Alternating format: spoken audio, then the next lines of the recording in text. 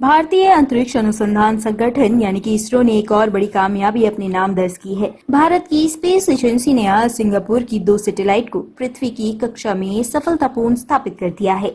इसरो ने ये जानकारी दी है। इसरो ने कहा कि सिंगापुर की 2 सैटेलाइट को लेकर PSLV C-55 रॉकेट ने शनिवार को अंतरिक्ष केंद्र से उड़ान भरी। इस मिशन को न्यू स्पेस इंडिया लिमिटेड के जरिए पूरा किया गया है। न्यू स्पेस इंडिया लिमिटेड भारतीय अंतरिक्ष अनुसंधान संगठन की कमर्शियल ब्रांच है। इसरो ने कहा कि PSLV C-55 rocket primary satellite के रूप में टेलियोस 2 और सह यात्री सैटेलाइट के रूप ल्यूमलाइट 4 को लेकर रवाना हुआ था। इसने दोनों ही सैटेलाइट को पृथ्वी की निचली कक्षा में सफलतापूर्ण स्थापित कर दिया है।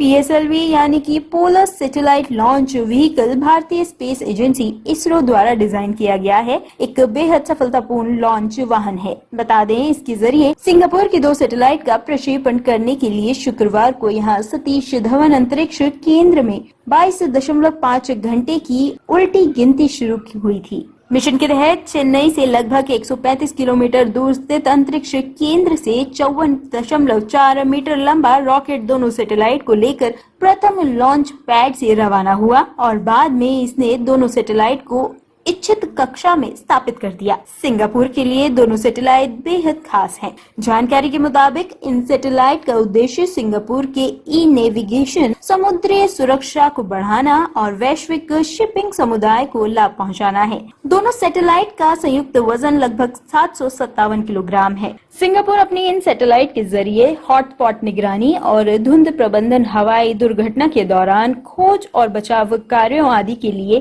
कर सकता है। यह हर मौसम में दिन और रात कवरेज प्रदान करेगा। This launch is a commercial launch under NSIL, so it is for a Singapore customer. 2 satellites belong to Singapore customer. So they were in a very interesting orbit, which is very close to equator, 9 degree plus 9.9 degree, at around 587 kilometers. So it went exactly to that orbit, circular orbit. So it is is a radar satellite, and also another is a university satellite. So we are very happy that it did very well. You also said that PSLV is slowly moving to the commercial side. It's already moved. Today was a commercial launch under NSIL. But what is not moved is the manufacturing and testing. Still ISRO is behind. So ISRO want to hand it over to industry, let them operate themselves. This is our goal. So we are training them. We are working with them.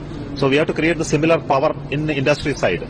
Today they are manufacturing it, but they don't know how to assemble it, test it, launch it.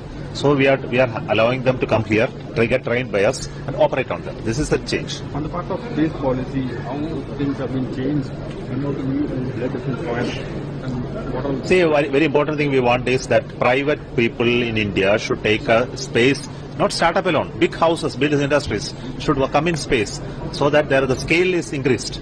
Number of launches increases, number of satellite build times increases, number of application increases. There is more revenue, so and gives more jobs to people. Bureau report team युवा सियासत news.